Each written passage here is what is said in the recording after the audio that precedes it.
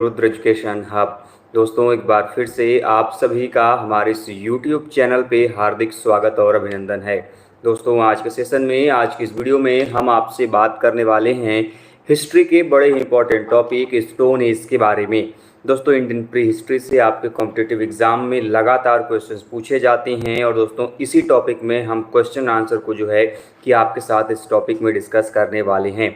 इसके पहले कि दोस्तों आज के सेशन की हम शुरुआत करें, जल्दी से एक बार दोस्तों वीडियो में जुड़ जाइए। चैनल पर नए हैं दोस्तों, चैनल को सब्सक्राइब कर लीजिए, साथ ही बेल आइकन को प्रेस कर लीजिए, जिससे कि दोस्तों आपके पास वीडियोस की लेटेस्ट नोटिफिकेशन सबसे पहले आप सभी तक पहुंचती रहे। दोस्तों, हमने प्रीवियस क्लास में आपके जो हिस्ट्री था उसके बारे में बड़े ही बेसिक कॉन्सेप्ट को डिस्कस किया था, जिसमें हम लोगों ने कुछ बड़े ही इंपॉर्टेंट जो क्वेश्चंस हैं उनसे संबंधित जो फैक्ट हैं उनको हमने आपके साथ शेयर किया था। उनके बारे में जो जानकारी है वो हमने आपसे बात की थी। और आज के इस सेशन में दोस्तों हम आपसे बात करेंगे स्टोन एज के बारे में, जिसे हम पाषाण काल के रूप में भी जानते हैं। दोस्तों, हमने प्रीवियस क्लास में, जैसा कि आप सभी जानते हैं, मैंने बात की थी क्लासिफिकेशन ऑफ हिस्ट्री की, अर्थात इतिहास के वर्गीकरण की, कि इतिहास का जो वर्गीकरण आप देखते हैं, जो क्लासिफिकेशन देखते हैं, ये 3 आधारों पे हमें देखने को मिलता है। जो कि आपके 3 आधारों पे हमारा जो भारतीय इतिहास है या फिर विश्व का जो इतिहास है वो विभाजित होते हुए दिखाई देता है। सबसे पहला जो विभाजन किया गया वो किया गया आपके सीजे थॉमसन ने उस समय उपयोग में लाए जा रहे जो उपकरण थे उनके आधार पर उन्होंने जो इतिहास है उनको 3 भागों में विभाजित किया, जिसको हम द 3 एज सिस्टम के रूप में भी जानते हैं, जिसे हम त्रिकाल पद्धति के रूप में भी जानते हैं। तो पॉइंट ये है कि जिसे हम द 3 एज सिस्टम कह रहे हैं, जिसे हम त्रिकाल पद्धति कह रहे हैं, बड़ा ही बेसिक क्वेश्चन आता है कि इन त्रिकाल पद्धति में इतिहास किन किन कालों में विभाजित होता है। ये क्वेश्चंस आपसे बनते हैं कि इतिहास का विभाजन जो त्रिकाल पद्धति है, जो 3 एज सिस्टम है, वो किन 3 कालों में विभाजित होता है। तो सबसे पहला जो काल विभाजित होता है वो है आपका स्टोन एज। मैंने बताया था कि ये विभाजन किस आधार पे होता है। ये विभाजन होता है आपके उपकरणों के आधार पर, यूज किए जाने वाले जो उपकरण हैं उनके आधार पर ये विभाजन हमें देखने को मिलता है। तो विभाजन क्या होता है, तो सबसे पहला जो आपका काल निर्धारित किया वो था पाषाण काल, जिसे हम स्टोन एज कहते हैं, क्योंकि इस काल में जो टूल्स हैं वो किसके बनते हुए दिखाई देते हैं, स्टोन्स के बने हुए दिखाई देते हैं। दूसरा जो काल में विभाजित किया वो था कॉपर एंड ब्रॉन्ज, जिसमें जो उपकरण है वो कॉपर एंड ब्रॉन्ज के दिखाई देते हैं। और जो तीसरा था वो था आपका आयरन एज, जिसमें जो टूल्स हैं वो आपके आयरन के बने हुए दिखाई देते हैं। तो पहला जो हिस्ट्री क्लासिफिकेशन है that is on the basis of use of tool, मतलब कि उपकरणों के उपयोग के आधार पर इतिहास का विभाजन सबसे पहली बार किया गया, जो कि सीजे थॉमसन ने किया। इसके अलावा यदि हम देखते हैं तो दूसरी तरफ हमारा जो इतिहास है, जो कि वर्तमान में आप देखते हैं कि हमारी जो हिस्ट्री है वो 3 भागों में क्लासिफाइड है, जिससे आप pre history, proto history and history के रूप में जानते हैं।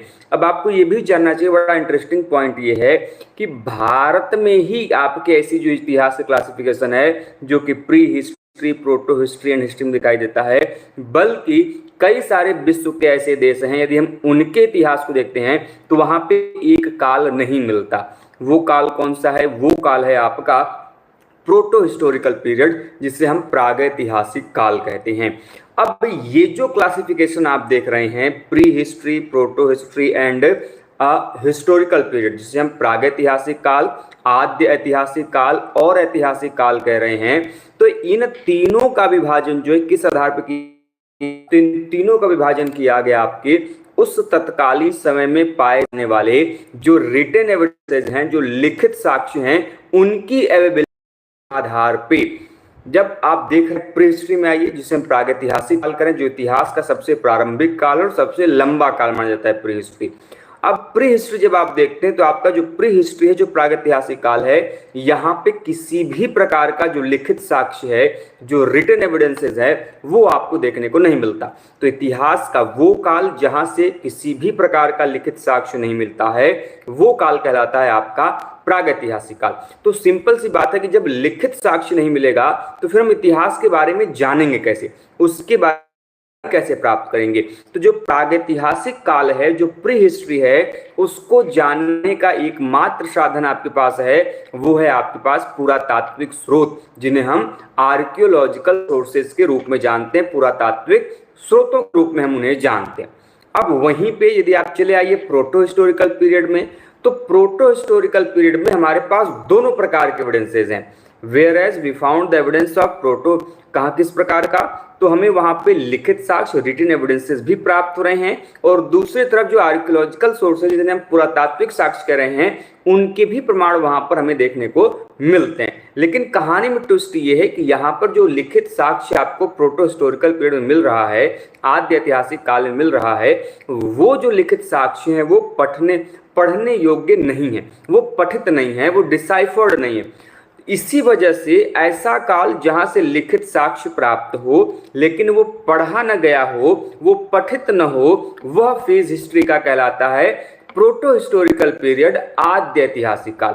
ऐसे में एग्जाम्पल की यदि हम बात करें कौन सा ऐसा भारत का काल है जो कि प्रोटो हिस्टोरिकल पीरियड का भाग है, तो वो है आपका इंडस वैली सिविलाइजेशन, जिसे हम सिंधु घाटी सभ्यता कहते हैं। जो ये सिंधु घाटी सभ्यता है, ये सिंधु घाटी सभ्यता ही यदि आप देखेंगे कि वो काल है जहां पे हमें लिखित साक्ष्य मिलता है, अर्थात सिंधु घाटी सभ्यता के लोग लिखना जानते थे, लेकिन उनके द्वारा लिखित जो भी एविडेंसेस हैं उन्हें हम वर्तमान में नहीं पढ़ पा रहे हैं, जिसके वजह से कि जब तक ये आपके अपठित होंगे, लिखित साक्ष्य को पढ़ा नहीं जा सकेगा, वो पीरियड आपका प्रोटो हिस्टोरिकल पीरियड, जिस अर्थात हम उसे आद्य ऐतिहासिक काल कहेंगे, जहां से लिखित साक्ष्य मिलता हो लेकिन हम उसे पढ़ न पाते हो। एग्जाम्पल के तौर पे इंडस वैली सिविलाइजेशन का, सिंधु घाटी सभ्यता का अपना लिखित साक्ष्य है, जिसे हम या तो पिक्टोग्राफिक स्क्रिप्ट कहते हैं या फिर हम उसे बोस्ट्रोफेडन स्क्रिप्ट कहते हैं। ठीक है, यदि हम हिंदी में बात करें तो इसको भावात्मक या फिर आप चित्रात्मक लिपि के रूप में जानते हैं, क्योंकि इसकी जो लिपि है सिंधु घाटी सभ्यता की, वो आप देखेंगे कि प्रतीक चिन्हों के माध्यम से या फिर चित्रों के माध्यम से जो है वहां बताई गई। इसकी वजह से इसका जो नाम है वो भाव चित्रात्मक या फिर भावात्मक लिपि के नाम से उसे जानते हैं। तो ये हो गया प्रोटो हिस्टोरिकल पीरियड। तीसरा जो काल है इतिहास का, उसे हम किस रूप में जानते हैं, तो जो तीसरा काल है उसे हम जानते हैं हिस्टोरिकल पीरियड के रूप में, जिसे हम कहते हैं ऐतिहासिक काल। ये सबसे इंपॉर्टेंट फेज है और ये वही फेज है जहां से आपको रिटन एविडेंसेस भी मिलेंगे, और वो रिटन एविडेंसेस मिलेंगे जिनको कि हम लोगों ने पढ़ लिया है, जो कि डिसाइफर हो चुके हैं। जैसे में देखिए, जैसे में यदि हम बात करें एग्जाम्पल के तौर पे, तो आप मौर्यन पीरियड उठा लीजिए, जहाँ पे आपको लिखित साक्ष्य मिल रहे हैं, और मौर्यन जो स्क्रिप्ट है, जो मौर्यकालीन लिपि है, जैसे आप ब्राह्मी लिपि देखते हैं, आपने नाम सुना होगा खरोष्ठी का, आपने नाम सुना होगा रामायिक का, आपने नाम सुना होगा ग्रीक लिपि का, तो ये सभी लिपियां मौर्यकालीन हैं और इन सभी लिपियों को पढ़ा जा चुका है। तो इतिहास का वो काल जहां से लिखित साक्ष्य प्राप्त हो और वो लिखित साक्ष्य पढ़े जा चुके हों, वो काल कहलाता है आपका ऐतिहासिक काल। तो ये तीन कालों में विभाजन जो है, ये इतिहास के दूसरे प्रकार में इसको विभाजित करते हुए दिखाई देता है। तो एक तरफ आपका प्री हिस्ट्री, दूसरी तरफ प्रोटो हिस्ट्री, और तीसरी तरफ आपका जो है हिस्टोरिकल पीरियड। अब एक बात ध्यान रखिएगा, इन सभी तीनों कालों में एक चीज आपको समान रूप से मिलेगी, वो मिलेगा आर्कियोलॉजिकल सोर्सेज, पुरातात्विक साक्ष्य इन तीनों कालों में मिलेगा। लेकिन जो नहीं मिलेगा या फिर जिनके आधार पर विभाजन हुआ है, वो है आपके साहित्यिक सोर्स या फिर कह लीजिए रिटन एविडेंसेस, क्योंकि written evidences prehistorical period में नहीं है, बिल्कुल नहीं है, जीरो है। प्रोटो हिस्टोरिकल पीरियड में है भी तो वो पढ़ा नहीं गया है, और हिस्टोरिकल पीरियड में है और उसे हमने पढ़ लिया। तो ये दूसरे प्रकार से इतिहास का विभाजन आप देखते हैं। अब जो तीसरा प्रकार से भारतीय इतिहास का विभाजन किया गया, वो धर्म के आधार पर किया गया, और ये विभाजन किया था आपके ब्रिटिश व्यक्ति थे जिनका नाम था जेम्स मिल। आप सभी ने जरूर नाम सुना होगा। इन्होंने भारतीय इतिहास के विभाजन को धर्म के आधार पर किया। जैसे हम पढ़ते हैं ना वर्तमान समय में कि प्राचीन भारत है, मध्यकालीन भारत है और आपका आधुनिक भारत है, तो उन्होंने प्राचीन काल की जो भारत थी उसको उन्होंने हिंदू काल कहा, और जो मध्यकालीन भारत थी उन्होंने उसको मुस्लिम काल कहा, और जो आपका आधुनिक काल है उसको उन्होंने ब्रिटिश काल कहा। कारण क्या था कि जो आप प्राचीन काल देखते हो तो वहां पे मुस्लिम डायनेस्टी कोई भी नहीं है, जितने भी शासक या फिर राजवंश रहे हैं वो उनका मुख्यतः संबंध किससे रहा है, हिंदू धर्म या फिर हिंदू धर्म से निकलने वाले जो अन्य धर्म थे, लाइक बौद्ध धर्म हो या फिर जैन धर्म हो, उनसे संबंधित जो संप्रदाय है या फिर जो राजवंश है वो हमें उस समय दिखाई देते हैं। इसी वजह से उन्होंने प्राचीन भारत को हिंदू काल कहा। जब आप मिडेवल पीरियड में आते हैं तो अधिकांशतः जो शासक हैं आप देखते हैं, चाहे सल्तनत काल की बात करें, चाहे आप मुगल काल की बात करें, या फिर अलग अलग देखते हैं कि मुस्लिम आक्रमणकारी आते हैं और वो अलग अलग राजवंशों के माध्यम से जो भारत में शासन करते हुए दिखाई देते हैं। इसीलिए क्योंकि उनकी अधिकता अधिक है, उन्होंने उसका जो नामकरण किया वो मुस्लिम काल किया। और तीसरा आधुनिक काल है जहां पे ब्रिटिश काल जो है स्टार्ट होता है, जहां से ब्रिटिश भारत में आते हैं, व्यापार करने के उद्देश्य से आते हैं, लेकिन बाद में पलट जाते हैं और शासन व्यवस्था को नियंत्रित करते हैं। तो ये तीन कालों में जो विभाजन है ये किसके द्वारा किया गया? तो ये जेम्स मिल ने जो है वो किया था, विभाजन हो गया। अब आते हैं, देखिए हमारी जो प्री हिस्ट्री है जिसकी हम बात कर रहे हैं, ये प्री हिस्ट्री जो है में स्टोन एज आता है, जिससे हम क्या कहते हैं? पाषाण काल कहते हैं। ये स्टोन एज यदि हम बात करें तो ये फर्दर आपका तीन भागों में बढ़ता है। आपको पता होगा हमारा जो पाषाण काल है, हमारा जो स्टोन एज है, ये फर्दर तीन भागों में बढ़ता है। कौन कौन से वो भाग हैं? वो है आपका कौन सा? सबसे पहला है आपका पैलियोलिथिक पीरियड, जिसे आप पूरा पाषाण काल कहते हैं। दूसरा है आपका मेसोलिथिक पीरियड और तीसरा है आपका नियोलिथिक पीरियड। अब सोचिए यदि मैं आपसे ये कहूं कि पहले ये पाषाण काल तीन भागों में विभाजित नहीं था, पहले केवल दो ही काल थे, एक पूरा पाषाण काल और दूसरा नव पाषाण काल। ये जो मध्य पाषाण काल वाला कॉन्सेप्ट देखते हैं ये बाद में जुड़ा। ऐसा क्यों कह रहे हैं? ऐसा इसलिए कहा जा रहा है क्योंकि एक बुक थी जिसका नाम था प्री हिस्टोरिक टाइम्स, जो कि लिखी गई थी, एक स्कॉलर थे जिनका नाम था जॉन लुबॉक। जॉन लुबॉक ने जब अपनी बुक लिखी तो उस बुक में 1865 में ये बुक लिखी गई जॉन लुबॉक के द्वारा, और उस बुक में भाई साहब ने क्या किया कि इतिहास जो था, खासकर जो स्टोन एज था, उनको उन्होंने केवल और केवल दो भागों में विभाजित किया। एक उन्होंने विभाजित किया पैलियोलिथिक एज में, जिसे हम पूरा पाषाण काल कहते हैं, और दूसरा उन्होंने विभाजित किया किसमें? नियोलिथिक एज में, जिसे हम नव पाषाण काल कहते हैं। इन्हीं केवल दो भागों में उन्होंने विभाजित किया था। उन्होंने मध्य पाषाण काल शब्द का कहीं पर भी जिक्र नहीं किया था। मतलब यह है कि इन 1865 तक पूरे विश्व में मध्य पाषाण काल का जो कॉन्सेप्ट था, जो उसकी जानकारी थी, किसी को थी ही नहीं।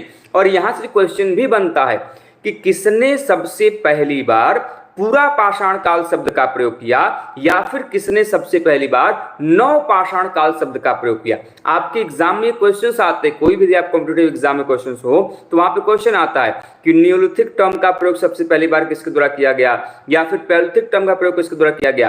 तो जो जॉन लुबॉक हैं उन्होंने अपनी बुक प्री हिस्टोरिक टाइम्स में सबसे पहली बार, जो कि 1865 में पब्लिश हुई थी, इसमें आपके स्टोन एज को उन्होंने दो भागों में क्लासिफाई किया, और इन्हीं के द्वारा सबसे पहली बार ये दोनों शब्दों का प्रयोग हमें देखने को मिलता है।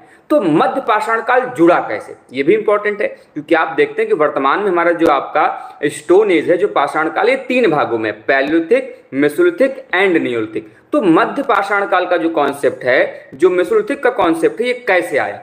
तो जो मेसोलिथिक है ये जुड़ा बाद में। कब जुड़ा? 1887 में, 1887 में। एक्चुअली में वेस्टर्न जो आपका यूरोप का इलाका है, जो पश्चिमी यूरोप का इलाका है, उसमें फ्रांस का जो क्षेत्र है, उस पुरास्थल का नाम था लॉ मास दे एजिल। उस पुरास्थल से 1887 में एक केव था जहां से इस मध्य पाषाण काल के बारे में जानकारी मिली। वहां पे जब पहली बार वहां पे उत्खनन किया गया तो वहां से जानकारी मिली कि ये वो काल है जो कि न पूर्ण रूप से पैलियोलिथिक है, ना ही वो कंप्लीटली नियोलिथिक है। ये इन दोनों के बीच का एक ट्रांजिशनल फेज जो है, जो संक्रमण का काल है, उसके बारे में बात कर रहा है। इसके वजह से ही इसका जो नामकरण है वो क्या पड़ा? मेसोलिथिक पड़ा, जिसे हम मध्य पाषाण काल कहते हैं। ठीक, क्लियर है बात? अब देखिए, तो आपने देखा कि हमारा जो हिस्ट्री था वो तीन भागों में, pre history, proto history, and history. फिर प्री हिस्ट्री में स्टोन एज, फिर फर्दर तीन भागों में, पैलियोलिथिक, मेसोलिथिक एंड नियोलिथिक। पहले पैलियोलिथिक और नियोलिथिक ही था, बाद में आपका मेसोलिथिक आया 1887 में। अब जो पैलियोलिथिक है, जिसे हम पूरा पाषाण काल कह रहे हैं, ये फर्दर तीन भागों में बटेगा। जिसे हम lower Palaeolithic, middle Palaeolithic and upper Palaeolithic के नाम से जानते हैं, जिसे आप निम्न पूरा पाषाण काल, मध्य पूरा पाषाण काल और उच्च पूरा पाषाण काल के रूप में जानते हैं। और ये जो क्लासिफिकेशन है, ये जो आपका विभाजन है इतिहास का, ये किसके द्वारा किया गया? इतिहास का ये जो विभाजन है, ये एक बड़े ही इंपॉर्टेंट विद्वान है, नाम समझ लीजिएगा, जिनका नाम है लारतेत। लुई लारतेत ने जो है कि इतिहास का जो पूरा पाषाण काल है उसको उन्होंने 3 भागों में विभाजित किया। आपके एग्जाम में जनरली आप पढ़ते होंगे, आपको याद होगा, निम्न पूरा पाषाण काल, मध्य पूरा पाषाण काल, उच्च पूरा पाषाण काल। किसने विभाजन किया? विभाजनकर्ता का नाम था लारतेत। लारतेत महोदय ने जो पूरा पाषाण काल है उसको 3 भागों में क्लासिफाई किया है, निम्न, मध्य और उच्च पूरा पाषाण काल। ठीक है, तो ये तो हो गया आपके हिस्ट्री का क्लासिफिकेशन कि कैसे हमारा जो इतिहास है वो बंट रहा है।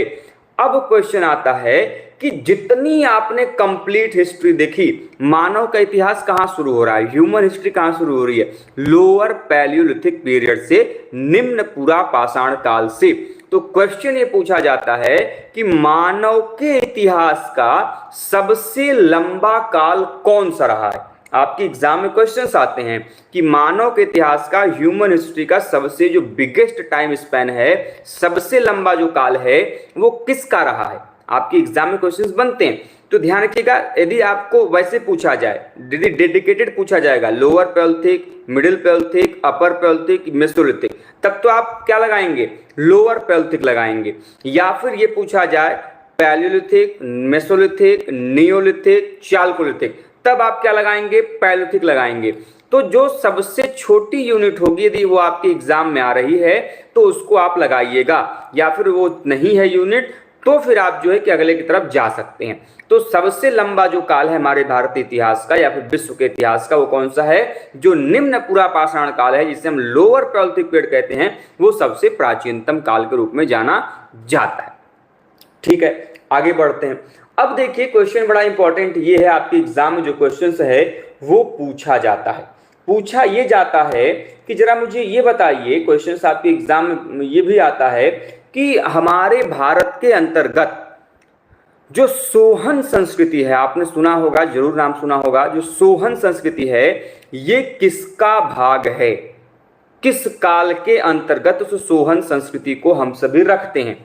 निम्न पूरा पाषाण काल, मध्य पूरा पाषाण काल, उच्च पूरा पाषाण काल, मध्य पाषाण काल या फिर नव पाषाण काल। सोहन संस्कृति one of the most important आपका कल्चर है जो कि इंडिया में हमें देखने को मिलता है। कहाँ से प्राप्त होती है? तो देखिए, सोहन संस्कृति जो है ये आपके जो निम्न पूरा पाषाण काल है, जिसे हम लोअर पैलियोलिथिक पीरियड कहते हैं, वहां से इसका जो प्रमाण है, वहां से इसका जो विकास है वो हमें दिखाई देता है। अब पॉइंट ये ध्यान समझिएगा, क्वेश्चन बड़ा इंपॉर्टेंट है। क्वेश्चन ये आता है आपके एग्जाम में कि सबसे पहली बार जो उपकरण है, जो टूल्स है, जो पैलियोलिथिक टूल्स है, देखिए क्वेश्चंस कई बार पूछेगा आपसे एग्जाम में, पैलियोलिथिक अर्थात प्रथम पूरा पाषाणिक उपकरण कहां से प्राप्त किया गया, किसने प्राप्त किया, पहला ये क्वेश्चन बनता है। और दूसरा बनता है कि प्रथम नव पाषाणिक पूरा जो उपकरण है वो किसके द्वारा और कहां से प्राप्त किया गया। ये 2 क्वेश्चन आपके एग्जाम में लगातार रिपीट करते हैं और क्वेश्चन यहां से आपके एग्जाम में बनता है।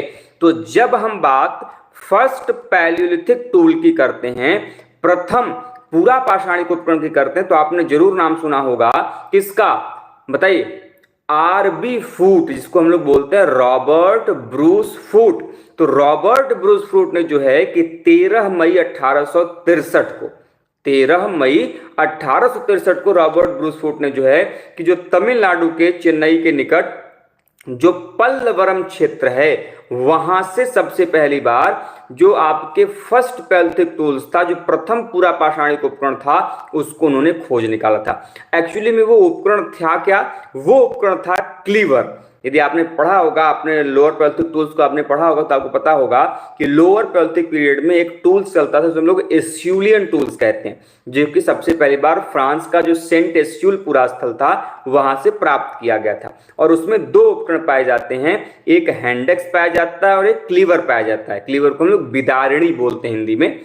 तो इसी क्लीवर का जो प्रमाण है इन आरबी फूट रॉबर्ट्स ब्रूट फूट को जो है किस पल्लवरम क्षेत्र से 13 मई 1863 को देखने को मिलता है। अब इन भाई साहब जिन्होंने इस उपकरण को खोजा है रॉबर्ट ब्रूस फूट ने, इन्हीं रॉबर्ट ब्रूस फूट को हम फादर ऑफ इंडियन प्रीहिस्ट्री मतलब कि भारतीय प्रागैतिहासिक काल के जनक के रूप में भी हम इन्हें जानते हैं।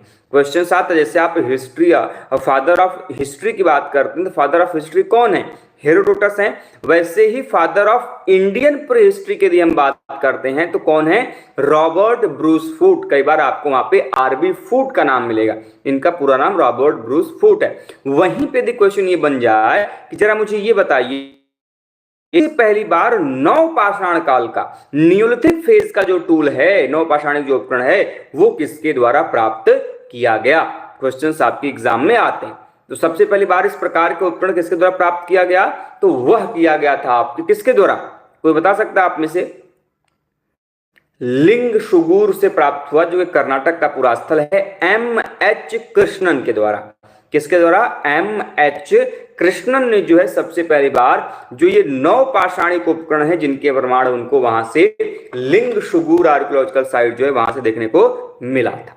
तो ये थोड़ी सी बेसिक जानकारी थी, किस प्रकार से क्लासिफिकेशन ऑफ हिस्ट्री हुआ, किस प्रकार से जो टूल्स हैं वो हमें देखने को मिलते हैं। सबसे मेरा फंडामेंटल जो क्वेश्चन आपसे है कि जरा मुझे ये बताइए कि जिस हम स्टोन एज की बात कर रहे हैं, ये स्टोन एज हिस्ट्री के किस पार्ट का भाग है, मतलब किस एरिया में इसको हम गिनते हैं? जैसा कि आप सभी जानते हैं हिस्ट्री मेनली 3 कालों में डिवाइडेड है, pre history, proto history and आपका हिस्टोरिकल पीरियड। तो इसमें जो स्टोन एज है, जो पाषाण काल है, ये इन तीनों में से किस काल के अंतर्गत आता है? बताएं। आर्कियो एडवेंचर्स ने आंसर किया है प्री हिस्ट्री, ठीक है। और भी लोग बताने का प्रयास करें। एक आंसर आया है प्री हिस्ट्री, और भी लोग बताइए भाई क्या आंसर होगा? देखिए बिल्कुल सही जवाब है प्री हिस्ट्री होगा, जिसको हम क्या कहते हैं? प्रागैतिहासिक काल। If I am ask you कि what is the mean by the term prehistory, जो हम प्री हिस्ट्री शब्द बोलते हैं या फिर जिसे हम प्रागैतिहासिक शब्द बोल रहे हैं, काल कह रहे हैं, इस प्रागैतिहासिक शब्द का मतलब क्या होता है? एनीवन आप कोई बता सकता है आप में से कि इसका मतलब, इसका तात्पर्य क्या है? बताओ, किसी को जानकारी है कि प्री हिस्ट्री का मतलब क्या है? 3 टर्मिनोलॉजी है, प्री हिस्ट्री, प्रोटो हिस्ट्री और आपका हिस्टोरिकल पीरियड। तो what is the mean by pre history, what is the mean bye proto history and what is the mean bye historical period? तीनों में काफी इंपॉर्टेंट है। चलिए, आर्कियो एडवेंचर्स ने answer किया है जिस काल में लिखित एविडेंसेस नहीं मिलते। वेरी गुड, बिल्कुल सही आंसर है। मैंने आप लोगों को पढ़ाते समय बताया भी था कि हमारा जो हिस्ट्री है, जिसे हम 3 भाग में बांटते हैं, जो मेन क्लासिफिकेशन है pre history, proto history, on history का, वो on the basis of written evidences के आधार पर किया गया। जो लिखित साक्ष्य हैं उनके आधार पे जो आपकी इतिहास का विभाजन है वो हमें देखने को मिलता है। तो ये जो प्री हिस्ट्री टर्मिनोलॉजी है वो उस काल के लिए प्रयोग में लाया जाता है जहां पे हमें लिखित साक्ष्य बिल्कुल भी प्राप्त नहीं होते। तो जो स्टोन एज है वहां से हमें किसी भी प्रकार के जो रिटन एविडेंसेस हैं वो देखने को नहीं मिलते।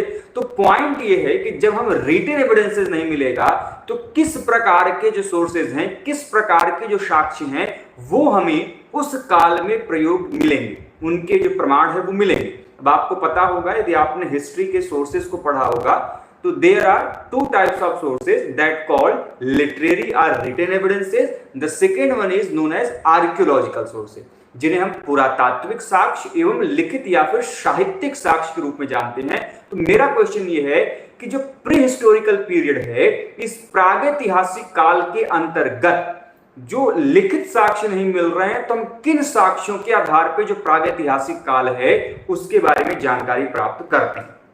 एनीवन बताइए क्या आंसर होगा? बेसिक से चलेंगे और डिटेल्ड में जो है इनका आंसर हम लोग करेंगे। सभी लोग आंसर करें, बताएं। चलिए मैं बता दे रहा हूं, जो आपका प्रागैतिहासिक काल है इसमें जो हमें किस पे डिपेंड होना पड़ता है? आर्कियोलॉजिकल सोर्सेज पे। जो आपके पुरातात्विक साक्ष्य हैं उस पे हमें निर्भर होना पड़ता है। पुरातात्विक साक्ष्य के अंतर्गत कई सारी चीजें आती हैं। आपके जितने भी इंपॉर्टेंट टूल्स हैं, बिल्कुल सही आंसर किया आर्कियो एडवेंचर्स ने, टूल्स हो गए आपके, ठीक है, या फिर कोई ऐसा स्ट्रक्चर जो कि आपके ह्यूमंस के द्वारा बनाया गया है वो हो सकता है, या पॉटरीज हो सकती हैं, ठीक है, या फिर अलग जो आपके आर्कियोलॉजिकल सोर्सेज हैं वो हो सकते हैं। जबकि जो लिटरेरी सोर्सेज जिसको हम लोग साहित्यिक साक्ष्य कहते हैं उसमें कोई भी ऐसा लिखित साक्ष्य, चाहे वो बुक के फॉर्म में हो, चाहे वो इंस्क्रिप्शन के फॉर्म में हो, या फिर अन्य चीजों में लिखा गया, तो वो सभी साक्ष्य आपके लिखित के अंतर्गत आते हैं। तो मेरा सेकंड क्वेश्चन है कि जो प्रोटो हिस्टोरिकल पीरियड है जिसे हम आद्य ऐतिहासिक काल कहते हैं, उस आद्य ऐतिहासिक काल का मतलब क्या है? जो प्रोटो हिस्टोरिकल टर्म है, what is the mean by that? बताइए। बड़ा बेसिक से हम लोग चल रहे हैं और डिटेल में जैसे जैसे हम आगे बढ़ेंगे तो क्वेश्चंस के लेवल भी उठेंगे आपके। बताइए जो टर्मिनोलॉजी हम यूज करते हैं इसका मतलब क्या होगा? एनीवन ऑफ यू, कोई बता सकता है आप में से?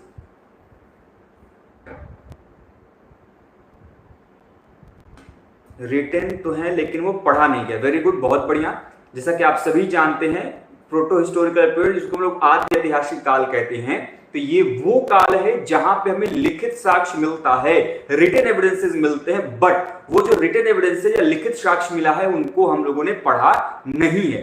तो इतिहास का वो काल जहां से हमें हिस्टोरिकल फेज के अंतर्गत लिखित साक्ष्य मिलते हैं, प्री हिस्टोरिकल फेज के अंतर्गत लिखित साक्ष्य नहीं मिलते, और ऐसे काल जहां से लिखित साक्ष्य मिलते हैं लेकिन पढ़ा ना जा सके, that called proto historical period. If I ask you, जरा मुझे ये बताइए कि भारत के अंतर्गत तो कोई ऐसा काल है क्या जो कि प्रोटो हिस्टोरिक पीरियड के अंतर्गत, जो कि आपके आद्य ऐतिहासिक काल का भाग माना जाता है? बताइए, भारत का कोई ऐसा काल है क्या जो कि प्री हिस्टोरिकल फेज के, सॉरी, प्रोटो हिस्टोरिकल फेज के अंतर्गत माना जाता है? कोई बताए आप में से क्या होगा? अशोक जी ने बिल्कुल सही आंसर किया है, जिस काल के लेख पढ़े ना जा सके। लेख नहीं कहेंगे एक्चुअली, उसको रिटन एविडेंसेस कहेंगे जब टर्मिनोलॉजी आती है तब। मोनिका जी ने भी आंसर किया है, written evidences are present but not deciphered. Very good, बिल्कुल सही answer. Indus Valley, very good. देखिए न्यूलिथिक पीरियड नहीं आएगा, नवपाषाण काल नहीं आता है, नवपाषाण काल आपका प्री हिस्ट्री का पार्ट है, बट इंडस वैली सिविलाइजेशन जो है जिसको हम लोग हड़प्पन सिविलाइजेशन कहते हैं, that is the part of proto historical period जो आपके प्रागैतिहासिक काल का भाग माना जाता है। अब आप सभी ने बताया, अभी जस्ट बताया कि जो प्रोटो हिस्टोरिकल पीरियड है जो आपका आद्य ऐतिहासिक काल है उसमें रिटन एविडेंसेस हैं। इट मींस आपके इंडस वैली सिविलाइजेशन में भी आपका रिटन एविडेंसेस होगा। तो my next question is that कि what script is used in Indus valley civilization? किस लिपि का जो प्रयोग है वो सिंधु घाटी सभ्यता के अंतर्गत किया जाता था? बताइए वो कौन सी ऐसी लिपि है जिसका प्रयोग जो है कि सिंधु घाटी सभ्यता के अंतर्गत जो है वो करते थे वहां की मान निवास? बताइए क्या होगा? Anyone of you? बड़ा इंपॉर्टेंट है, हिंदी में उसको भाव चित्रात्मक लिपि कहते हैं, या फिर उसको क्या कहते हैं, पिक्टोग्राफ स्क्रिप्ट कहते हैं, पिक्टोग्राफिक स्क्रिप्ट, या फिर क्या कहते हैं उसको, बोस्ट्रोफेडन स्क्रिप्ट। ठीक है, तीन नाम, तीनों को आप ध्यान रखना है, भाव चित्रात्मक या फिर पिक्टोग्राफी या फिर बोस्ट्रोफेडन स्क्रिप्ट के रूप में हम उन्हें जानते हैं। क्वेश्चन ये है कि जैसे इंडस वैली सिविलाइजेशन की अपने एक स्क्रिप्ट है जिसे हम क्या कह रहे हैं, जिसे हम कह रहे हैं बोस्ट्रोफेडन स्क्रिप्ट। तो क्वेश्चन ये है कि सिंधु घाटी सभ्यता का सबसे बड़ा लिखित साक्ष्य जो है वो कहां से प्राप्त होता है? बताइए सिंधु घाटी सभ्यता का सबसे बड़ा जो लिखित साक्ष्य है वो कहां से प्राप्त हुआ है? बहुत बेसिक सा क्वेश्चन है। इंडस वैली सिविलाइजेशन आप सभी जानते हैं, इंडस वैली सिविलाइजेशन से लिखित साक्ष्य होता है, आपने ही बताया, बिल्कुल सही बात है। लेकिन सिंधु घाटी सभ्यता का सबसे बड़ा लिखित साक्ष्य किस जगह से मिला हुआ है? वेरी गुड, बहुत बढ़िया। सतीश जी ने बिल्कुल सही आंसर किया है, आरक्यू एडवेंचर्स ने बिल्कुल सही आंसर किया है, सुप्रिया जी ने बिल्कुल सही आंसर किया, वेरी गुड। तो धौलावीरा जो कि आपका सिंधु घाटी सभ्यता का एक बड़ा जबरदस्त पुरास्थल है, वहां से जो है कि हमें इसके जो प्रमाण है वो देखने को मिलते हैं। कितने अक्षरों में लिखा गया है? जो बच्चे यूजीसी नेट की प्रिपरेशन करते हैं, जो बच्चे आर्कियोलॉजी नेट की प्रिपरेशन करते हैं, उनके लिए क्वेश्चन आया हुआ है प्रीवियसली। मैं सभी से निवेदन करूंगा कि प्लीज एक बार वीडियो को लाइक कर दीजिए, चैनल पर नए हैं दोस्तों चैनल को सब्सक्राइब जरूर से कर लीजिएगा। आप सभी के लिए डेली बेसिस पे हम जो क्वेश्चंस हैं आर्कियोलॉजी के वो डिस्कस करते हैं। बताइए 10, वेरी गुड, बहुत बढ़िया। कुल कितने लेटर्स हैं उसमें? कुल 6 लेटर्स, राइट, 10 लेटर्स हैं। कुल आपके 10 अक्षर हैं जो कि वहां से प्राप्त होते हैं। कुछ कुछ ऐसी बुक्स हैं जो कि 9 भी कहते हैं, लेकिन कुल 10 अक्षर जो हैं कि वहां से देखने को मिलता है। अगला जो काल है आपका, आपने प्री हिस्ट्री के बारे में जाना, आपने प्रोटो हिस्ट्री के बारे में जाना। Now next phase is historical period. Historical period जिसको हम लोग ऐतिहासिक काल कह रहे हैं, उसका मतलब क्या है बताइए भाई। जो ऐतिहासिक काल है, what is the mean bye, what is understand by the term historical period. जो ऐतिहासिक काल है उसका मतलब क्या होता है? 3 phase, pre history, proto history और क्या होगा, हिस्टोरिकल पीरियड। बताइए।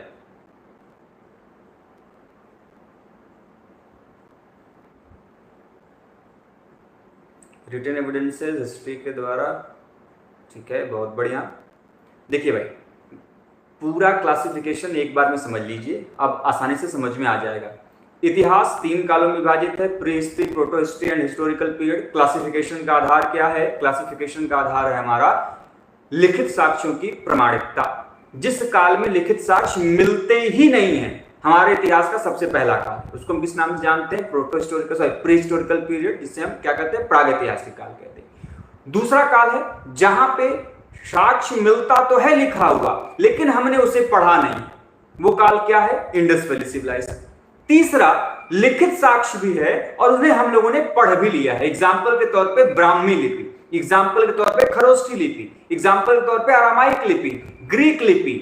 ये सभी जो लिपियां हैं, हिस्टोरिकल पीरियड की भाग के रूप में जानी जाती हैं और इन सभी लिपियों को जो है कि मानव के द्वारा जो है वो पढ़ा जा चुका है। तो इतिहास का वो काल जहां से लिखित साक्ष्य मिले और उन लिखित साक्ष्यों को हम सभी ने पढ़ लिया है, that phase is known as historical period, अर्थात हम उसे ऐतिहासिक काल के रूप में जानते। ठीक है, चलिए, लिखित साक्ष्य हो गया, पुरातात्विक साक्ष्य आपने समझ लिया।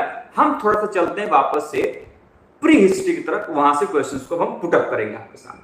क्वेश्चन ये है, जरा मुझे ये बताइएगा कि ये जो स्टोन एज है, जो ये पाषाण काल है, उस पाषाण काल का सबसे पहली बार विभाजन 2 भागों में, नव पाषाण काल और पूरा पाषाण काल, जो पैलिथिक और नियोलिथिक जो है, ये शब्द किसके द्वारा प्रयोग किया गया, उसका विभाजन किसके द्वारा किया गया?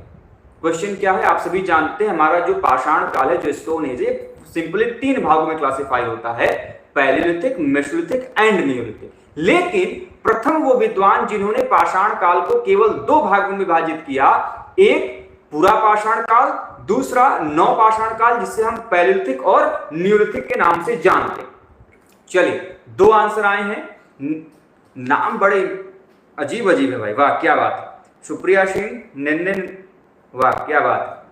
तो जॉन लुबॉक, क्या होगा? John Lubbock. जॉन लुबॉक की पुस्तक का नाम क्या था, बुक का नाम क्या था, जिसमें उन्होंने ये मेंशन किया है, पढ़ाते समय बताए गए थे आप लोगों को। 1865 में उनकी एक बुक आई थी, that named pre historic times.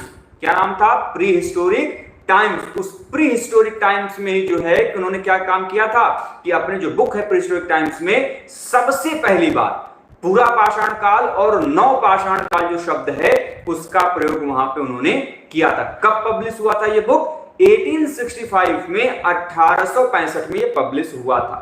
अगला मेरा क्वेश्चन है कि जरा मुझे ये बताइए कि ये हिस्ट्री का क्लासिफिकेशन जब हम डिस्कस कर ही रहे हैं, तो इतिहास के विभाजन के काम में एक बड़ा इंपॉर्टेंट क्वेश्चन आपके एग्जाम में आता है कि who propounded the theory of the 3 age system. किसके द्वारा, वो कौन से ऐसे विद्वान हैं जिन्होंने इतिहास के विभाजन के लिए त्रिकाल पद्धति का सिद्धांत दिया? बताइए। द 3 एज सिस्टम जिसको हम कहते हैं, ये किसके द्वारा दिया गया था? बताओ बेटे, बहुत बेसिक सा क्वेश्चन है। द 3 एज सिस्टम जो है ये किसने दिया था? सी थॉमसन, ठीक है, और बताइए। सतीश जी आंसर कर रहे हैं, सुप्रिया जी आंसर कर रही हैं, और भी लोग बताएं भाई। CJ Thomson, very good. The right answer is CJ Thomson. CJ Thomson ने जो है कि कब किया था इसको, कब दिया था? करण जी भी कह रहे हैं सीजे, किस वर्ष दिया था? आपके एग्जाम का क्वेश्चन है ये। सीजे थॉमसन जो आपकी बार बार बात करते हैं, वो तीनों जो, अब सिंपल सी बात है, 3 एज सिस्टम है, मतलब कि उन्होंने इतिहास को 3 कालों में विभाजित किया था। उन 3 कालों के जरा नाम में बताइएगा बेटे। 1816 में दिया था। कब दिया था? 1816 में 1816 में दिया था। और वो 3 काल क्या थे उनको आपको बताना है। बिल्कुल, मोनिका जी ने सही आंसर किया है, सुप्रिया जी ने बिल्कुल सही आंसर किया है। वो क्या होंगे भैया जो 3 कालों में विभाजित किया था? पहला उन्होंने क्या बताया था? स्टोन एज, ठीक है। दूसरा उन्होंने क्या काल में विभाजित किया था? कॉपर या फिर ब्रॉन्ज एज। तीसरा उन्होंने कौन सा काल बताया था? आयरन एज, मतलब पाषाण काल, ताम्र काल या फिर कांस्य काल। और तीसरा जो है उन्होंने काल कौन सा विभाजित किया था? लौह युग। ये 3 कालों में उन्होंने विभाजित किया था। लेकिन क्वेश्चन ये पूछा जाता है, जरा मुझे ये बताइए कि ये जो हम बार बार बात कर रहे हैं भाई साहब की, किसकी? सीजे थॉमसन की। ये एक नेशनल म्यूजियम में क्या थे? उसके अध्यक्ष थे। एक राष्ट्रीय संग्रहालय था, ये उसके अध्यक्ष थे। वो राष्ट्रीय संग्रहालय था कहां पे? बताओ बेटे, वो कहां पे था राष्ट्रीय संग्रहालय? काफी इंपॉर्टेंट है, आपके एग्जाम का क्वेश्चन आता है। कोपेनहेगन, डेनमार्क, याद होगा। डेनमार्क में आपका नेशनल म्यूजियम था, ठीक है। और उस नेशनल म्यूजियम के क्या थे? अध्यक्ष थे। और इन्हीं के द्वारा जो है यह क्या किया गया था? संग्रहालय के अध्यक्ष थे, जिनके द्वारा यह प्रतिपादित किया गया। चलिए, बेसिक सी है, कोपेनहेगन। अगला क्वेश्चन है, जरा मुझे बताइए कि अब आपने देखा कि इतिहास का विभाजन एक भाई साहब ये हैं जो कि कर रहे हैं, किसके आधार पे? टूल्स के आधार पे। ये जो इनका क्लासिफिकेशन है जिसकी हम बात कर रहे हैं सीजे थॉमसन की, ये उन्होंने प्राप्त हुए जो टूल्स हैं, जिनके टूल्स बनाए गए थे। उन्होंने देखा पाषाण काल क्यों नाम दिया? कि उन्होंने देखा कि जो स्टोन्स के टूल्स हैं वो बनाए जा रहे हैं, इसलिए उन्होंने उसका नामकरण क्या कर दिया? स्टोन एज कर दिया। जहां पर उन्होंने देखा कि जो टूल्स हैं या कॉपर या फिर ब्रॉन्ज के बनाए जा रहे थे, तो उन्होंने उसका नामकरण क्या कर दिया? कॉपर या ब्रॉन्ज एज कर दिया गया। जो तीसरा काम उन्होंने आयरन एज किया, वहां पे देखा कि जो टूल्स हैं किसके बनाए जा रहे हैं? वो जो टूल्स हैं वो बनाए जा रहे हैं किसके? आयरन, इसलिए उनको क्या कर दिया? नाम आयरन एज कर दिया। तो पॉइंट ये है, जरा क्वेश्चन ये है कि इसी तरह एक और विद्वान है जिन्होंने जो है कि हमारे इतिहास का जो विभाजन है वो धर्म के आधार पर किया था। उन विद्वान का नाम बताइए। जैसे उन्होंने क्या क्लासिफिकेशन क्या किया? हिंदू काल, मुस्लिम काल और ब्रिटिश काल के रूप में उन्होंने उसको विभाजित किया। वो व्यक्ति कौन है बताइए? बड़े इंपॉर्टेंट है। भारतीय इतिहास का विभाजन धर्म के आधार पे किसके द्वारा किया गया? बहुत इंपॉर्टेंट है, बताइए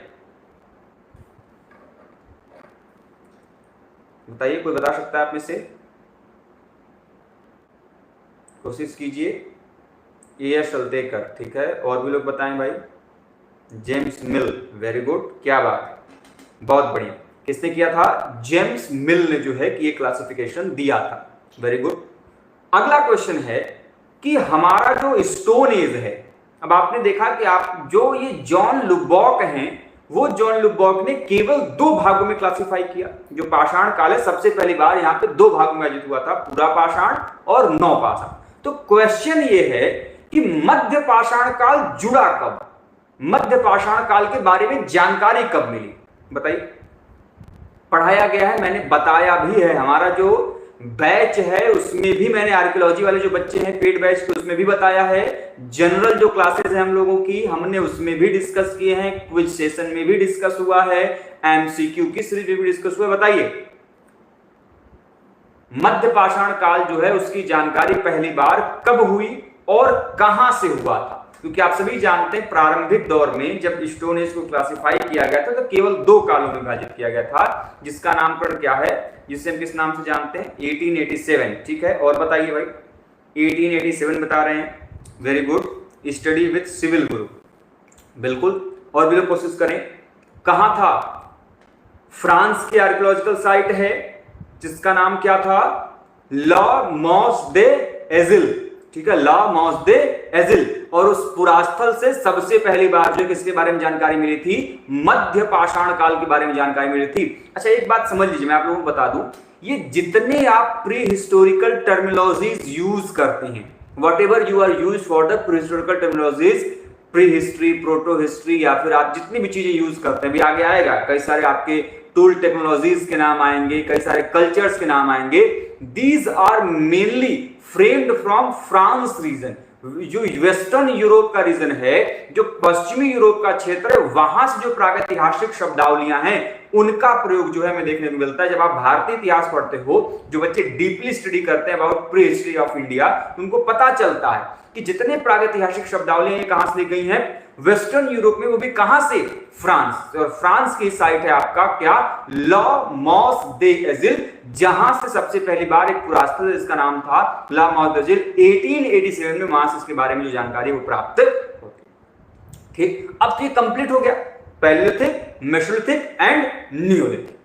चलिए अभी मैं इसके नामकरण पे नहीं आऊंगा, अब थोड़ा और चलते हैं अंदर। अब आपने देखा कि हमारा जो स्टोन एज है, पहली बात तो आपने देखा हिस्ट्री 3 भागों में, प्री हिस्ट्री, प्रोटो हिस्ट्री और हिस्टोरिकल पीरियड। जो प्री हिस्ट्री है इसी में आपका स्टोन एज है, जो फर्दर 3 भागों में आपने क्लासिफाई किया, पैलियोलिथिक, मेसोलिथिक और नियोलिथिक। पैलियोलिथिक और नियोलिथिक के बारे में जानकारी दी थी सबसे पहली बार किसने, जॉन लुबॉक ने 1865 में प्री हिस्टोरिक टाइम्स बुक में। मेसोलिथिक के बारे में जानकारी मिलती है कब, 1887 में फ्रांस के आर्कियोलॉजिकल साइट ला मॉस दे एजिल से। अब आप जानते हैं कि जो पैलियोलिथिक है, जिसे हम पूरा पाषाण काल कहते हैं, ये फर्दर 3 भागों में बढ़ता है, उसका मुझे नाम बताइए, बताओ बेटे। जो पैलियोलिथिक है, जो पूरा पाषाण काल है, ये पुनः इसको हम 3 भागों में विभाजित करते हैं। ये नामकरण का आपको नाम बताना पहला। दूसरा कि ये विभाजन किया किसके द्वारा गया, बड़ा इंपॉर्टेंट क्वेश्चन, और आपके एग्जाम में जो क्वेश्चन है वो पूछा जाता है। बताइए, अब आप सभी जानते हैं ना कि जो पूरा पाषाण काल है ये फर्दर 3 भागों में क्लासिफाई होता है, that known lower Palaeolithic, middle Palaeolithic and upper Palaeolithic. निम्न पूरा पाषाण काल, मध्य पूरा पाषाण काल और उच्च पूरा पाषाण काल के रूप में जिन्हें हम जानते हैं। हंसदा जी ने बिल्कुल सही आंसर किया है, करण जी ने बिल्कुल सही आंसर किया है, आरपीओ एडवेंचर्स ने बिल्कुल सही आंसर किया है। क्या बात है, ठीक है।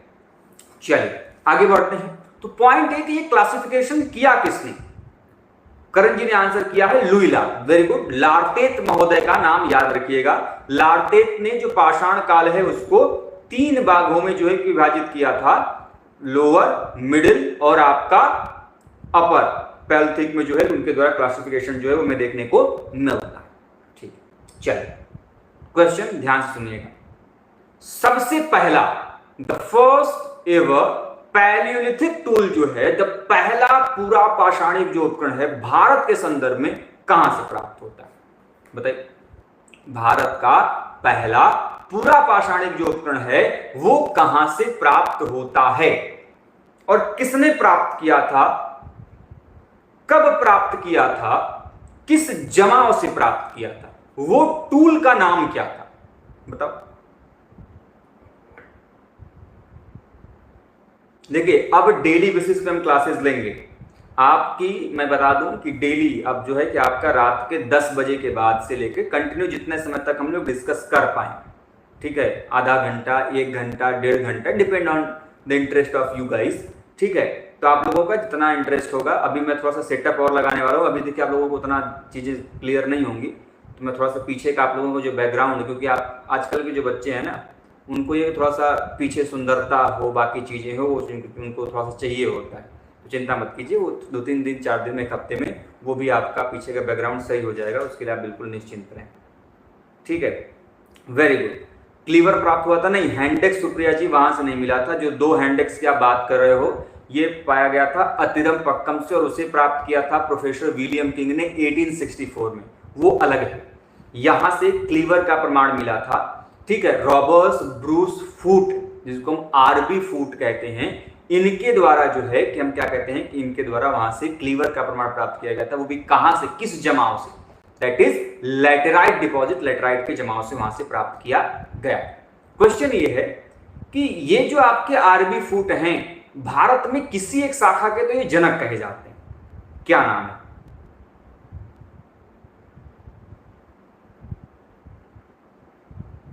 भारत में ये भाई साहब जो हैं किसी शाखा के जनक कहे जाते हैं, नाम क्या है, जियोलॉजिस्ट थे, ठीक है। जियोलॉजिस्ट और आर्कियोलॉजिस्ट इनको दोनों माना जाता है। ऐसा जब आपकी एग्जाम में कई बार आता है कि A, B, C, ठीक है, तो जियोलॉजिस्ट इनको, आर्कियोलॉजिस्ट दोनों माना जाता है। हालांकि सबसे ज्यादा काम इनका जियोलॉजी पे ही रहा है, बिल्कुल सही है। प्री हिस्ट्री, वेरी गुड, बिल्कुल सही आंसर किया है स्टडी विद सिविल गुरु ने। फादर ऑफ आर्कियोलॉजी नहीं है, इतनी बड़ी ब्लंडर मत करो भैया, ठीक है। इतनी बड़ी ब्लंडर कर दोगे काम गड़बड़ हो जाएगा, आप लोगों से ये उम्मीद नहीं है। हो सकता है बाय मिस्टेक हो गया, कोई बात नहीं। देखिए समझिएगा, father of prehistory group में जाने जाते हैं। The RB Foote, the Robert Bruce Foote is known as father of prehistory. भारतीय प्रागैतिहासिक काल का जो जनक माना जाता है, किसको माना जाता है? ये माना जाता है आपके आरबी फूट को। जो यहाँ पे आपने बताया किसको बारे में, फादर ऑफ आर्कियोलॉजी। जो फादर ऑफ आर्कियोलॉजी हैं, ये हम किसको कहते हैं? फादर ऑफ आर्कियोलॉजी कहा जाता है आपके अलेक्जेंडर कनिंघम को। किसको कहते हैं? अलेक्जेंडर कनिंघम को। चलिए उस पर भी हम आएंगे, उस टॉपिक पे नहीं आ रहे हैं। जो आपका हिस्ट्री ऑफ इंडियन आर्कियोलॉजी में जब हम आएंगे तो एएसआई को जब हम पढ़ेंगे तो उनसे क्वेश्चन हम आपसे डिस्कस करेंगे। फिलहाल हम उस टॉपिक पे नहीं जा रहे। अगला मेरा क्वेश्चन ये है, बड़ा बेसिक सा, कि जरा मुझे ये बताइए, भारत की जो सोहन संस्कृति है, जो सोहन कल्चर है, इसका संबंध किस काल से जोड़ा जाता है? बताइए।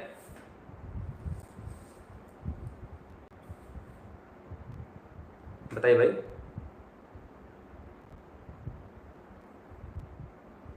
किस काल से जोड़ते हैं हम?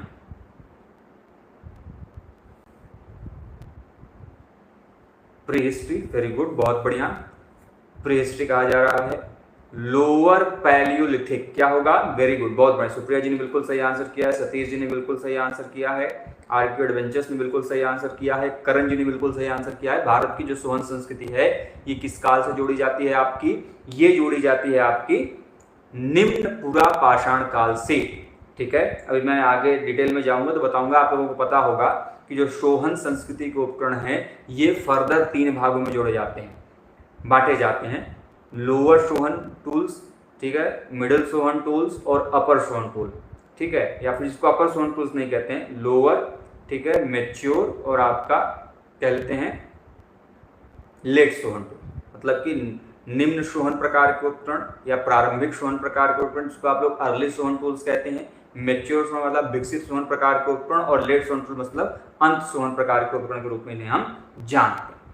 अब मुझे जरा है जो है कि जो लोअर पैलियोलिथिक है, जो निम्न पुरा पाषाण काल है, इस निम्न पुरा पाषाण काल से संबंधित हमें कुछ महत्वपूर्ण जो है कि उपकरणों के नाम बताइए।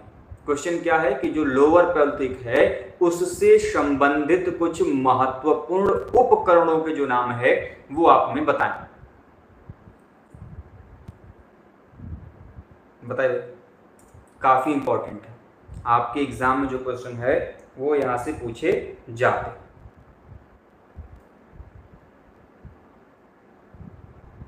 हैंडेक्स हो गया, क्लीवर हो गया, very good, chopper chopping, very good. और भी बताइए भाई, कई सारे मैंने बताए थे, 1-2 नहीं हैं, नंबर ऑफ टूल्स हैं that used in lower Palaeolithic timeline. देखिए बेसिक से स्टार्ट कीजिए। जो सोहन टूल्स जो कि आपके इंडिया में हैं, लोअर पैलियोलिथिक के हैं। वेस्टर्न यूरोप में जाइए, आपका एस्यूलियन टूल आता है जिसके अंतर्गत 2 टूल्स आते हैं, एक हैंडेक्स आता है, दूसरा आपका क्या आता है? क्लीवर। ये किसके हैं? ये आपके एस्यूलियन टूल्स हैं।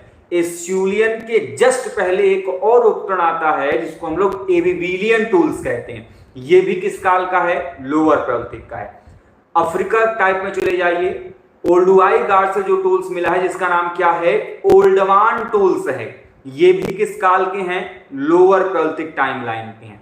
ठीक है, वैसे ही आप चले जाइए महाद्वीपपर्या, जो कि हालांकि अभी टूल्स का फॉर्म नहीं है, ये भी किस काल के अंतर्गत माना जाता है? इसको ये भी माना जाता है आपके इसी के अंतर्गत।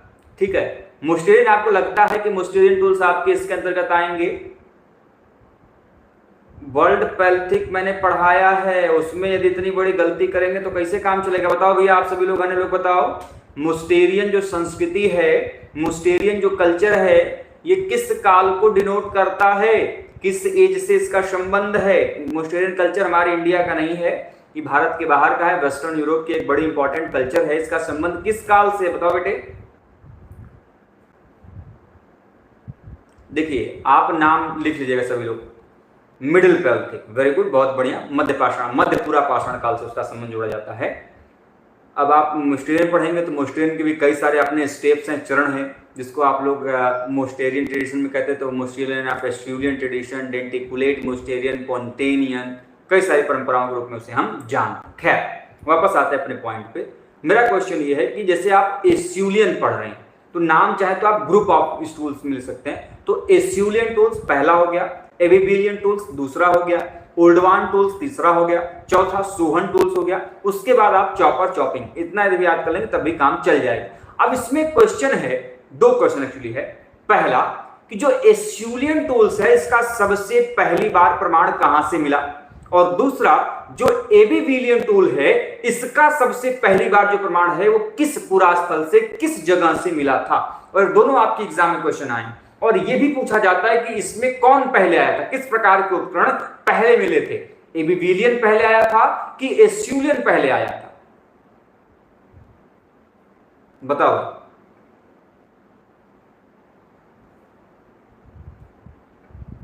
क्या होगा। फ्रांस मिला था। पुरास्थल का नाम बताइए। फ्रांस मिला था, ठीक है। एस्यूलियन का बताइए। बिल्कुल सही जवाब, आर्कियो एडवेंचर्स ने बिल्कुल सही आंसर दिया है। उस पुरास्थल का नाम क्या था, सेंट एस्यूल। पहला जो था आपका एस्यूलियन उपकरण वो कहां से मिला था, सेंट एस्यूल से मिला था। जबकि जो एबीविलियन है वो एबेबिल नाम का पुरास्थल है। कहां पे है, फ्रांस में। तो एबेबिल नाम के आधार पे इसका नाम क्या पड़ा, एबेबिलियन टूल पड़ा। और सेंट एस्यूल में एस्यूल के नाम के आधार पर इनका नाम क्या पड़ा था, एस्यूलियन पड़ा। अब पॉइंट ये है कि जो आपके एस्यूलियन टूल्स है और दूसरी तरफ आपका जो एबेबिलियन टूल है, इन दोनों में पहले कौन सा उपकरण आएगा, ये क्वेश्चन आपके एग्जाम में आता है। तो इसमें जो पहला उपकरण है वो कौन सा है, वो है आपका एबेबिलियन। आपके एग्जाम में हालांकि ये दोनों जो आपके उपकरण हैं एबेबिलियन और एस्यूलियन, इन दोनों में जो सबसे प्रमुख उपकरण है वो कौन सा है, बताइए भाई। एस्यूलियन और एबेबिलियन उपकरण परंपराओं में सबसे प्रमुख उपकरण क्या है, हैंडेक्स है। क्या है, हैंडेक्स है, ठीक है। चलिए आगे बढ़ते हैं। इतनी बातों में किसी को कोई समस्या, कोई परेशानी, कोई दिक्कत?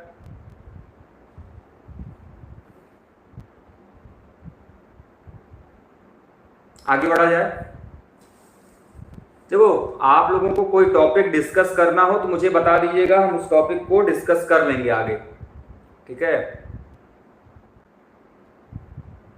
आने वाले समय में हर एक टॉपिक से जो क्वेश्चंस हैं वो डिस्कस किए जाएंगे, आप उसके लिए बिल्कुल निश्चिंत रहें। चलिए आगे चलते हैं अगले पॉइंट की तरफ।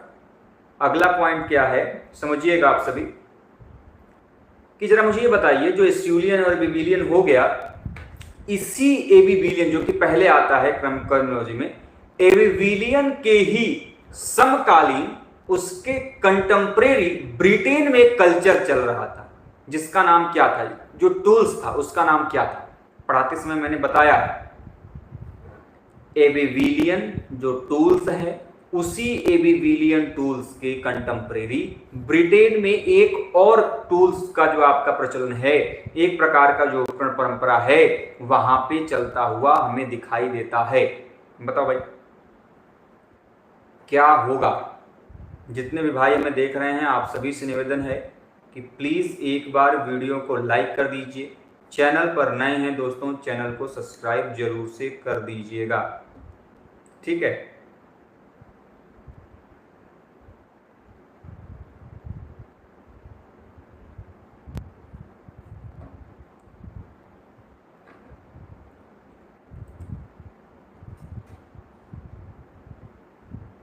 चलिए, क्लैक्टोनियन, वेरी गुड। करण जी ने केवल आंसर किया है, ये इसलिए थोड़ा सा क्या था, ट्रिकी क्वेश्चन था। ये वही बच्चे कर पाएंगे जिनको पूरी जानकारी होगी, ठीक है। तो ये जो क्लैक्टोनियन टूल्स हैं, ये जो है कि उनके द्वारा प्राप्त किया गया था। क्लैक्टोनियन आपकी ब्रिटेन में चल रहा था, और आपकी बाकी यदि आप वेस्टर्न यूरोप में फ्रांस में आते तो उसमें क्या था, एबेबिलियन था। और ये दोनों जो है एक दूसरे क्या माने जाते हैं, कंटेम्परेरी माने जाते हैं। अब जरा बेसिक सा क्वेश्चन जरा मुझे बताइए, तो हो गया आपकी किसकी बात, लोअर ट्वेल्थ की बात हो गया। लेकिन यदि मैं क्वेश्चन आपसे ये पूछूं, जरा मुझे ये बताइए, जो मध्य पूर्व पाषाण काल है, उस मध्य पूर्व पाषाण काल को किस एक या दो अन्य नामों से जाना जाता है, बताइए। भारत के अंतर्गत हमारा जो मध्य पूर्व पाषाण काल है, जो मिडिल पैलियोलिथिक पीरियड है, उससे हम किस अन्य नामों से भी जानते हैं, मैंने पढ़ाते समय बताया है। इतना बेसिक क्वेश्चन यदि आप गलती करेंगे तो फिर आप पीटे जाएंगे। बताओ भैया किन अन्य नामों से हम इन्हें जानते हैं। स्कॉलर्स एकेडमी भैया को मेरा प्रणाम कि आप समय निकालकर आप यहां पे आए।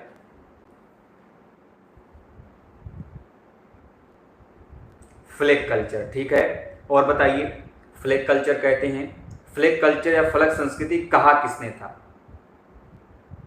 आपने दो आंसर मैंने किया है, करण जी ने आंसर किया है स्टडी विद गुरु ने। सुप्रिया जी ने निवासिन कल्चर कहा, ठीक है। मोनिका जी ने भी फ्लेकिंग कल्चर कहा, फ्लैग कल्चर कहते हैं, फ्लेकिंग कल्चर नहीं होगा, फलक संस्कृति कहा जाता है। तो क्वेश्चन ये है कि जो हम फलक संस्कृति कह रहे हैं ये कहा किसने था? एच.डी. संकालिया ने? नहीं, बेसिक क्वेश्चन गड़बड़ नहीं करना है।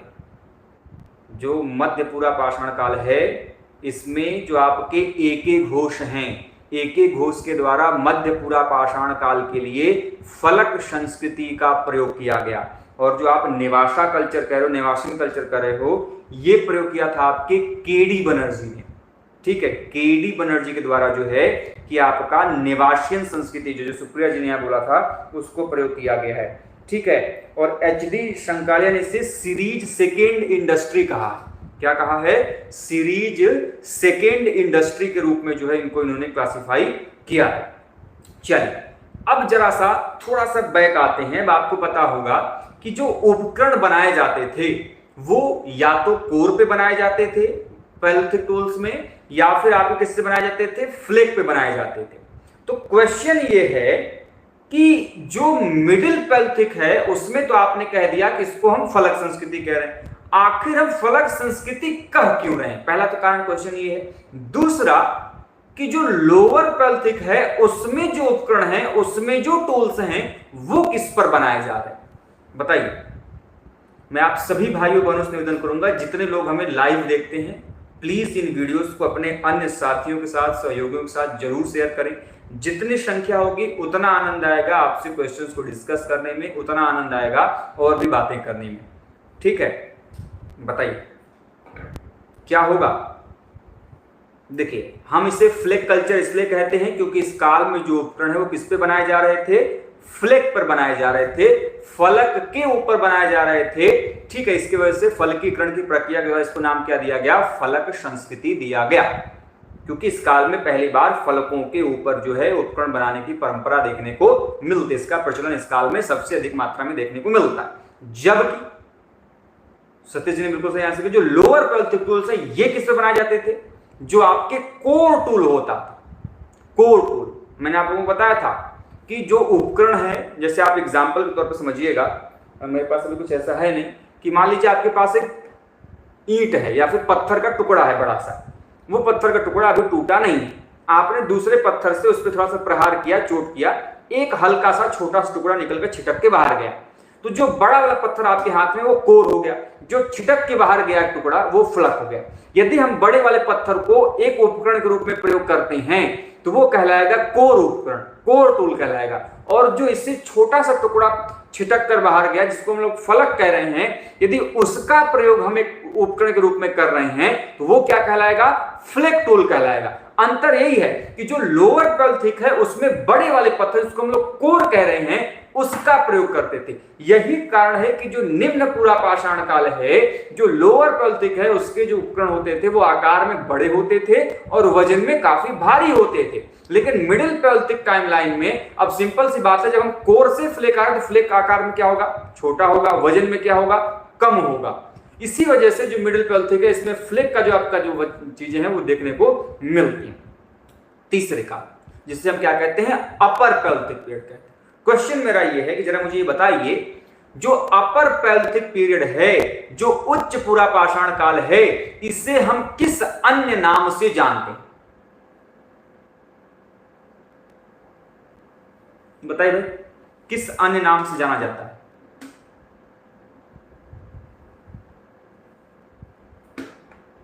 एनी वन ऑफ यू, कोई बता सकता है आप में से? उच्च पूरा पाषाण काल को किस नाम से जानते हैं? अच्छा मुझे यही बता दीजिए कि किस काल को सर्वश्रेष्ठ पाषाण काल कहा जाता है? वो कौन सा ऐसा काल है जिसे हम सर्वश्रेष्ठ पाषाण काल के रूप में जो है, श्रेष्ठ पाषाण काल के रूप में जो है हम उसे जानते हैं? What is the right answer? जो लेप्टोलिथिक पीरियड या फिर इसे किस नाम से जानते हैं? Blade culture. ठीक है, ब्लेड कल्चर के रूप में हम इसे जानते हैं। Very good, flag blade culture के रूप में जो इसे जाना जाता है। बाकी आपको जो, अच्छा हाँ, मैं एक क्वेश्चन पूछना भूल गया आप लोगों से। जैसे आपने देखा कि लोअर पैलियोलिथिक में आपका चॉपर, चॉपिंग, हैंडेक्स और क्लीवर मेजर टूल था। आपको मुझे वैसे ही बताना है कि मध्य पूर्व पाषाण काल का, मिडिल पैलियोलिथिक पीरियड का सबसे प्रमुख उपकरण क्या था, मेजर टूल क्या था? बताओ भाई। प्रदीप जी आंसर करें, sharp blades and burins. Very good, the right answer is in upper palaeolithic period we used blades and burins. यदि इन दोनों में पूछा जाएगा the major tool is that blade. जो आपका ब्लेड है सबसे प्रमुख उपकरण रहा है इस काल का। दूसरे नंबर पे आपका ब्यूरिन देखने को मिलता है। क्वेश्चन ये है कि जिस प्रकार आपने मेजर टूल कहा ब्लेड एंड ब्यूरिन को, जो कि आपको कहां मिल रहा है? अपर पैलियोलिथिक में मिल रहा है, उच्च पूरा पाषाण काल में मिल रहा है।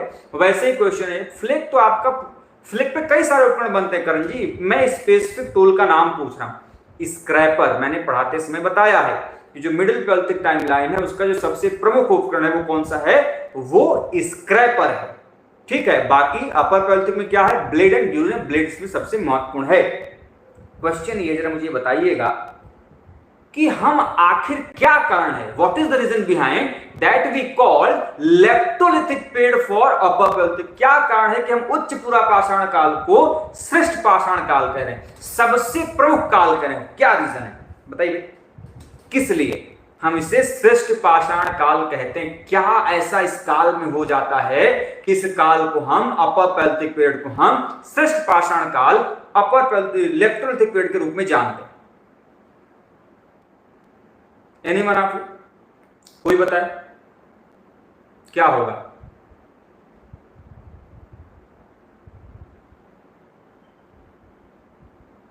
Rock art, burials. इसके पहले बरियल्स नहीं मिल रहे थे सतीश जी? बरियल्स इसके पहले भी मिल रहे थे। रॉक आर्ट तो आपने बिल्कुल सही कहा है। देखिए, शवाधान की प्रक्रिया, जब आप बरियल्स पे आई गए थोड़ी सी हम चर्चा उस पर कर लेते हैं, क्योंकि उस पर चर्चा जरूरी भी है। आपने बिल्कुल सही पॉइंट उठाया, आपका धन्यवाद। जरा मुझे बताइएगा कि जो बरियल है, जिसको हम लोग शवाधान कहते हैं, ये किस मानव के द्वारा शुरू किया गया बताइए? और किस संस्कृति में इसका जो प्रमाण है सबसे पहली बार देखने को मिलता है? माइक्रोलेव्स, पॉलिश टूल्स। नहीं मोनिका जी, इतनी बेसिक गलती करेंगे तो काम गड़बड़ हो जाएगा।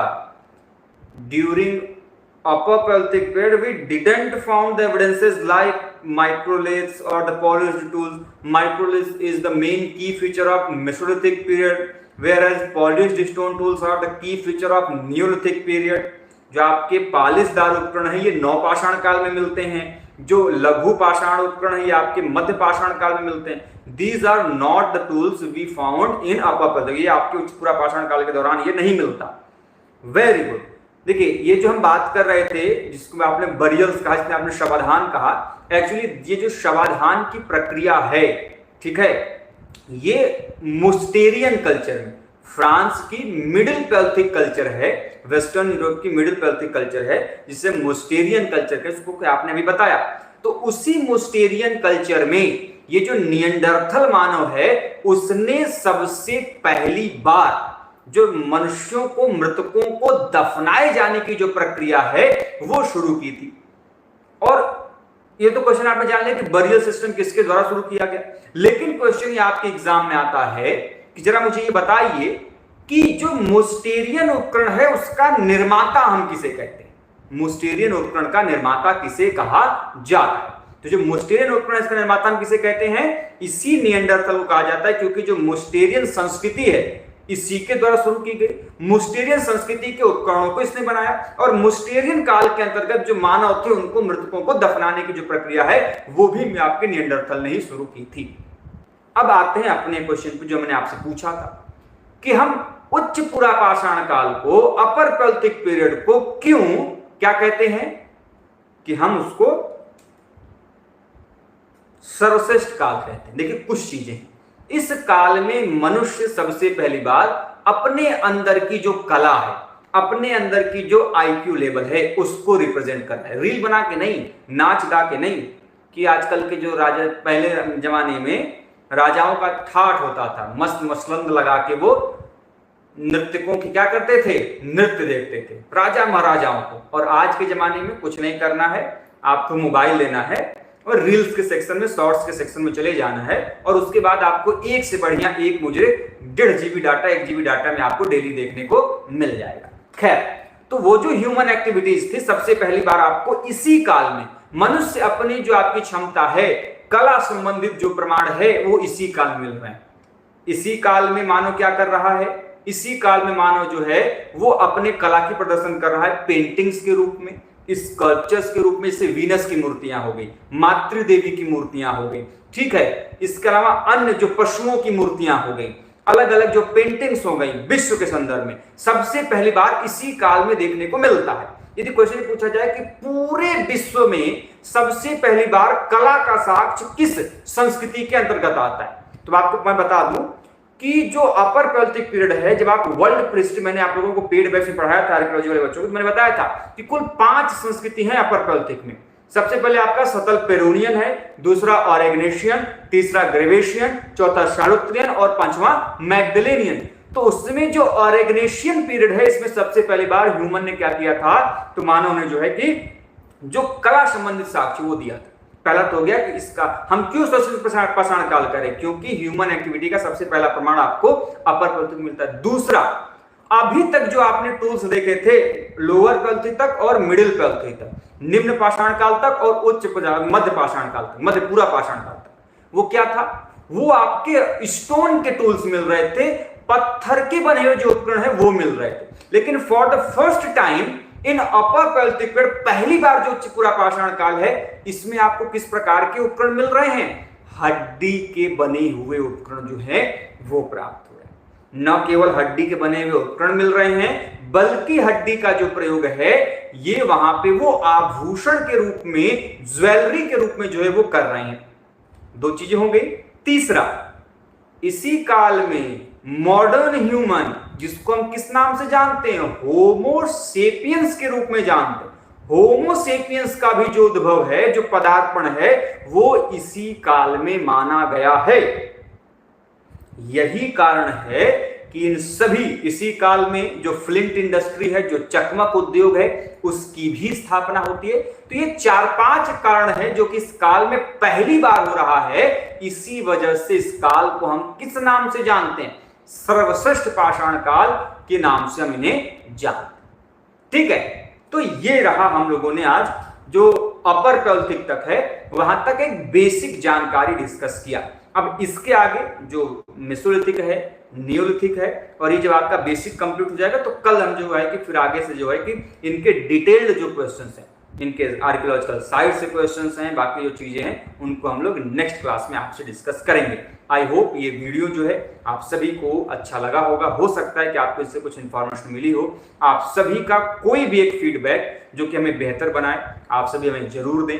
क्या कुछ सुधार किया जा सकता है, क्या कुछ आगे संभावना है, हम उस पर जरूर कार्य करेंगे। आप सभी के फीडबैक का हमें इंतजार रहेगा। तो उम्मीद करते हैं कि आपको ये वीडियो पसंद आई होगी, आप लोगों के लिए हेल्पफुल रही होगी। वीडियो पसंद है तो वीडियो को लाइक करें, चैनल पर नए हो तो चैनल को सब्सक्राइब जरूर से कीजिएगा। मिलते हैं दोस्तों नेक्स्ट सेशन में कुछ अन्य बड़े ही इंपॉर्टेंट पॉइंट्स और इन्फॉर्मेशन के साथ। तब तक के लिए आप स्वस्थ रहें, मस्त रहें। जय हिंद, जय भारत, हर हर महादेव।